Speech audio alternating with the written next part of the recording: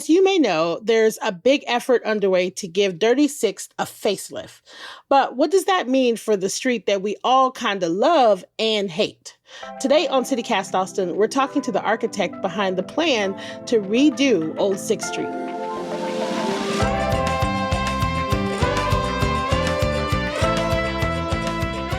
It's Tuesday, May 27th. I'm Nikki Devon, and this is what Austin's talking about.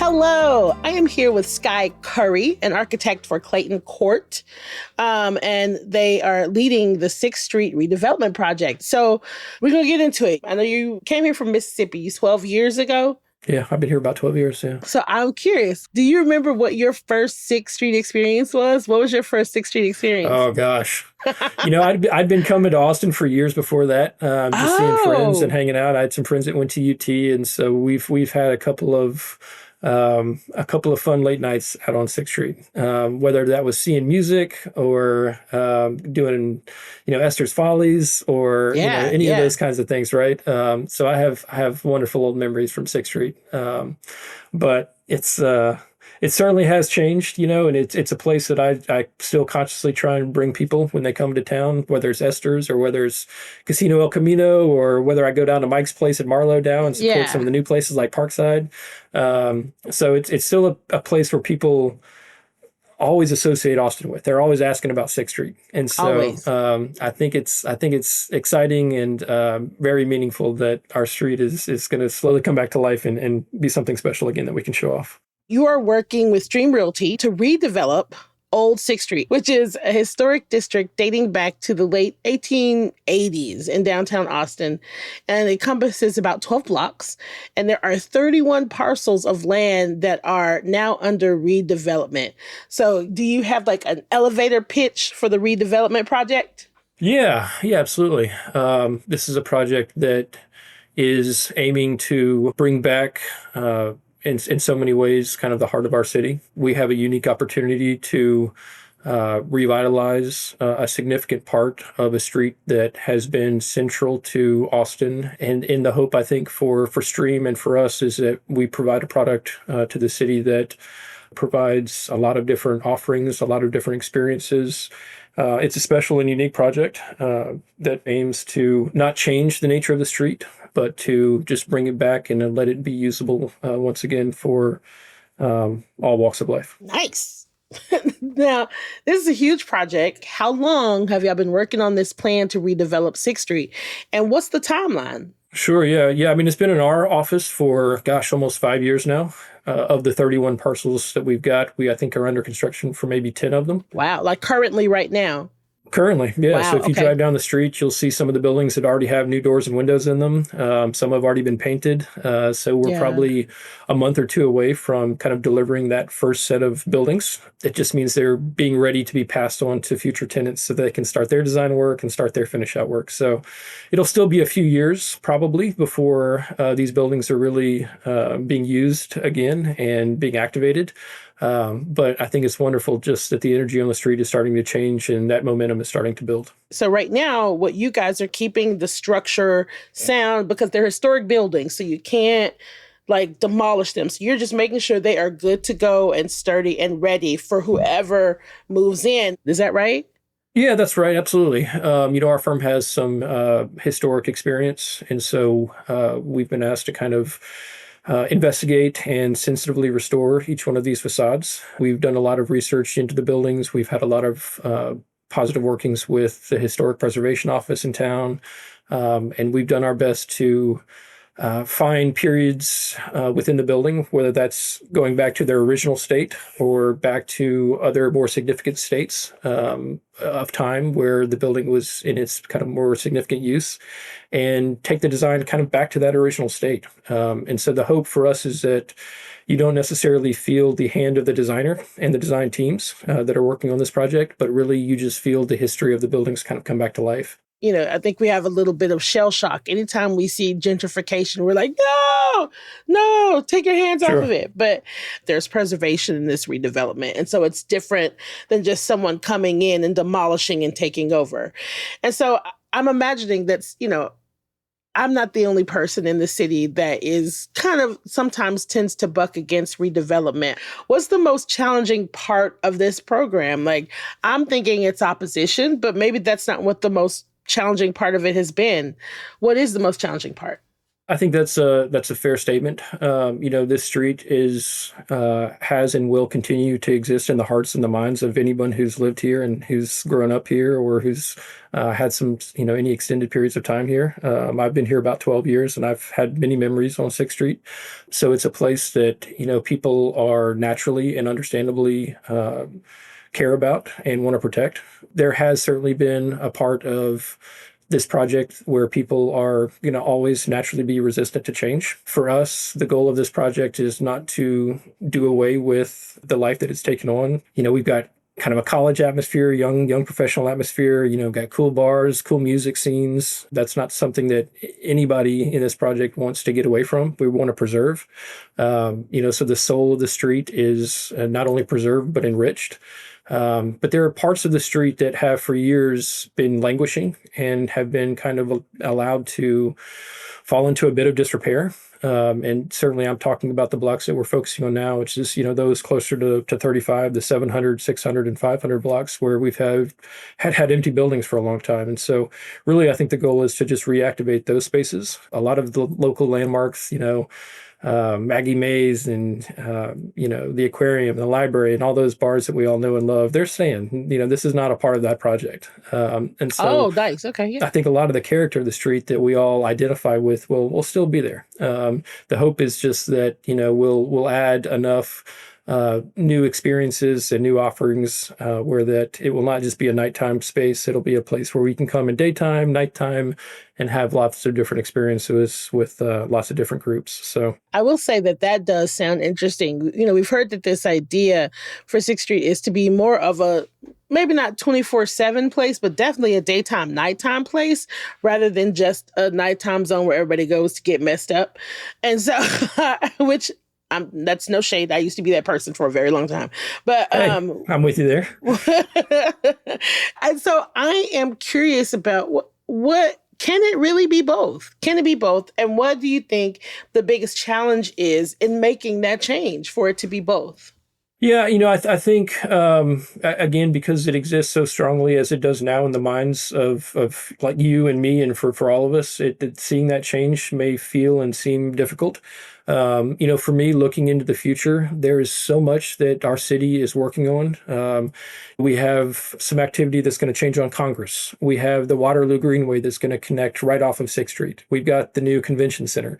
And so there are so many things that are going to be happening around it that I think 6th Street are going to be effectively that connective tissue that connects all of these special things around the city that, people walking the lake, will come up Waterloo Greenway and then make their way across 6th Street and then into Congress. Yeah. By virtue of the city having all these other important nodes, they will all, in addition to the influence we're having on 6th Street itself proper, kind of contribute to all of those spaces kind of working in tandem and kind of reimagining how people use and operate within the city.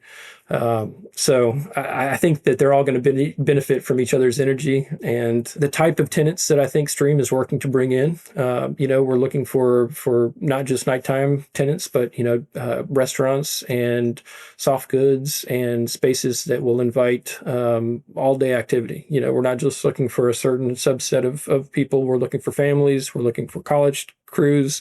We want everyone to be able to come and enjoy and feel safe on the street. Can we talk a little bit more about what kind of businesses will be included in the future of 6th Street? Because when you say soft goods and things like that, I'm curious what you're envisioning specifically, like what type of businesses? Well, it's important to say that we won't have any influence over that, of course, right? That's going to be that's Stream, right. Okay, and, yeah. and they're going to work on that, and in many ways, the market will kind of dictate what that is. But I do know that Stream's goal is to have a good mix of both local and national brands that come in and again provide plenty of coverage for daytime and nighttime activity. As Clayton Cordy, we're the architects, so we represent Stream in a lot of the design and the overseeing of the construction of the buildings. But in terms of how these buildings will ultimately be used, that's between Stream, who's the owner, and their future tenants. I think it'll be restaurants, but it'll also hopefully be some more experiential spaces. So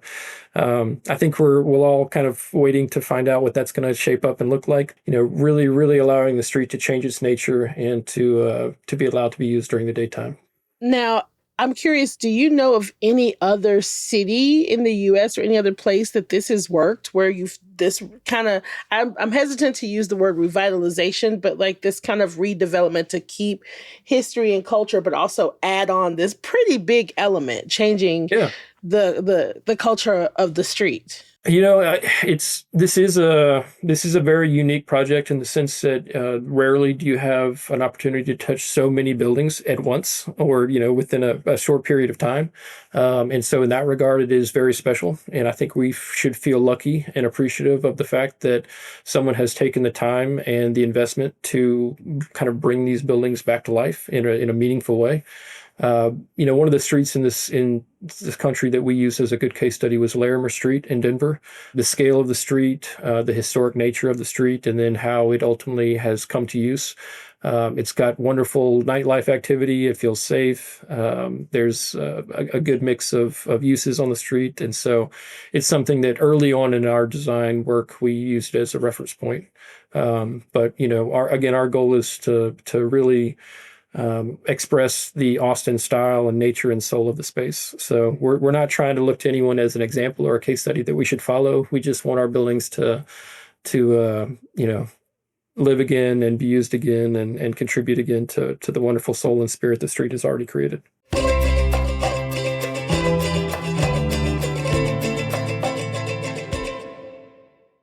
So the recent changes to the traffic patterns on 6th Street were said to be the first step in the kind of whole redevelopment. Yeah. And I'm curious, why was that necessary and how has it been going? I mean, is it helping with the redevelopment? Again, certainly that's something that happens beyond these walls. It's something that we've talked a lot about. It is going to be very important, I personally believe, to the kind of the evolution of the street and how it's used. I know that crime, of course, is a big subject and has been for a few years, right? Chief Davis has put a focus on 6th Street and how we can, improve that condition. And by shutting down the streets and returning the cars to the street, the hope is that some of that activity is at least diminished. And, the widening of the sidewalks for us from an experiential standpoint would allow for a couple of things. One, it would create just an almost immediate perceptual shift within the city to bring people out of the buildings and onto the sidewalks. If you can eat and dine on the sidewalks and you can have cafe seating and, you can have umbrellas and shades and plants and all those things, it immediately makes the space feel safer. It makes the space feel like it's somewhere where you can not just pass through, but be stationary and hang for a while and be comfortable. It's something that would provide a lot of value to those future uses like restaurants and bars, and from that kind of perceptual shift that we're hoping to create, that would go a long way in making that happen. Of course, there's a reality to that. It's a financial undertaking. There's utilities. There's all kinds of things in the street that would require reworking. And so it's going to be a big commitment from not just the local business owners, but from the city. And so we'll see if that's something that manifests itself. But certainly it's something that I think, at least when we were talking about this project on our end, it's something that we were hopeful that would gain traction and hopefully prove true. So I've worked and played on 6th Street for years and years. And I think that, there are a lot of people like me that have seen other parts of Austin that we love, like South Congress, be redeveloped. And sometimes it turns into something that is maybe not for us anymore, maybe not for Austinites anymore. I really liked what you said about, some things will change a little bit, but some things you're going to look back to see what things used to look like back in the day and try to bring that back up to give it charm or whatever. How are you guys thinking about let's really keep this like spirit and culture of Austin while we're thinking about redoing these buildings? How are you guys doing that or keeping that in mind? the scale of Sixth Street has, in a wonderful way, not changed over the years. You've still got these beautiful two-story masonry buildings, and it kind of starts to slowly trend down as you move towards 35 into single-story buildings. Mm-hmm. And if you look back at pictures of Sixth Street in Austin, not into the 70s and 80s, but even further back, it was populated with all kinds of beautiful awnings and color and signs and vibrant activity. And some of the buildings over the years have slowly been, frankly, not very well taken care of. And so, adding back some of that context, adding back some of the awnings that we've lost, adding back some of the signage that we've lost, preserving some of the murals that we found inside of the buildings that can be expressed, pulling back some of the additive nature of some of the buildings and finding some of the original shapes and forms of the buildings and allowing them to be re-expressed is, at least in a tangible way, how we've kind of allowed these buildings to not just be brought back to life, but to be reshaped into what they were in many times originally. These buildings, I kind of call them, they're like onions. You start to peel back the layers and you find so many interesting things. I love that. Sometimes good, sometimes bad. And it's about kind of dealing with the bad when you find the bad and preserving the good when you find the good, and just being as honest with the buildings as you can. And one of the things that nobody will see and as a result probably begin to be able to appreciate is how much work is going on in these buildings that is not on the facade. Over the years, these buildings really did fall into disrepair, from a structural standpoint, from a waterproofing standpoint, and Stream and their partners have really taken on an extraordinary amount of time and expense to build these buildings back to usable state, so that not only do they look better, but they'll be able to be used for another 100 years. And that is a real gift to our city, because it's amazing what we found in some of these buildings and how close they were to really just kind of going away. And having a developer come in and having the ability to touch so many buildings, I think, is probably one of the few examples of how and why these buildings could be brought back to life in a meaningful way. These buildings were slowly, kind of disappearing from our street. And because of this investment and because of this work, they're going to be there and be preserved for hopefully a lot longer. I have had a couple of friends refinish or refurbish like older houses, and they always talk about these little gifts that the house gives them. You know what I mean? They start peeling stuff back and they start lifting floors, and then they, lifting linoleum, and they find beautiful hardwood floors, or like all these little gifts that they're finding in the house. And so I'm really curious, has there been anything in these buildings that you guys have come across and been like, holy shit, like I cannot believe this is here. I can't believe they covered this up. I mean, absolutely. I mean, each one of the buildings has such a history and so many stories within each one that you can start to kind of connect the dots through time as you start to look and see, different layers of the building or different places here and there. Certainly we found beautiful, structure that has been covered up, beautiful long leaf wood floors, pine floors. We found some murals, some brick murals that were covered up by stucco and plaster over the years that big 20, 30 foot long murals, just beautiful, vibrant color. That we've been able to kind of pull out and hopefully preserve. It's about kind of peeling back until you find something that really looks and feels special, and then doing your best to preserve it in that state. So, it's amazing. I've been on the street, I don't even know how many hundreds of times, but every time I can still go back and look at a building and find another small detail here or another small little moment there that's worth study and investigation and care. So it's something that personally has taught me a lot about architecture and the appreciation of not just buildings, but of the people that were a part of them. Yeah. Did you have any idea when you came here 12 years ago that you would be part of the redevelopment of this street that you spent so much time on? Oh my gosh. Because that's kind of cool. It's so cool. No, genuinely. It's something that, all of us in the office that work on the project kind of pinch ourselves every once in a while and go, man, what a special thing that we get to touch and be a part of. So it's something that we don't take lightly. It's something that really means a lot to us. And no, really personally proud to be a part of the project. And, can't wait to see 5 years, 10 years from now how the street will continue to grow and evolve. And just to have a very, very small part of that process is something that we're, again, very proud of and very happy to be a part of. So, is there anything else that you want to add that I did not ask you about or that we didn't discuss? Gosh, yeah, no, I mean, I appreciate your interest, appreciate everyone's interest. Again, I think it's one of those where I just would encourage people to give the street patience, and really, look forward to what's coming, because I do think that what's coming is going to be a meaningful and significant, not addition to, but, just a way to kind of bring back the life and the soul of our street, which I think a lot of us have been kind of missing for a while. So this is something that everyone has taken, not responsibility of, but, is really happy to be a part of this project and to see this all come back to life. So it's been a real pleasure to get to be involved with so many cool people trying to do such a cool thing. Scott, thank you so much for being here and talking to me about this and breaking it down for me so I can understand. I really appreciate it. Absolutely. You got me hyped. I'm excited to see what happens now. I really am. I hope so. I really think there's good reason for it. There's a lot of positive energy that's happening, and I think it's only going to continue to grow. So hopefully we can maybe do a check-in in a year or two's time and see how it's going. Yes. I'm going to hold you to that. Let's do that.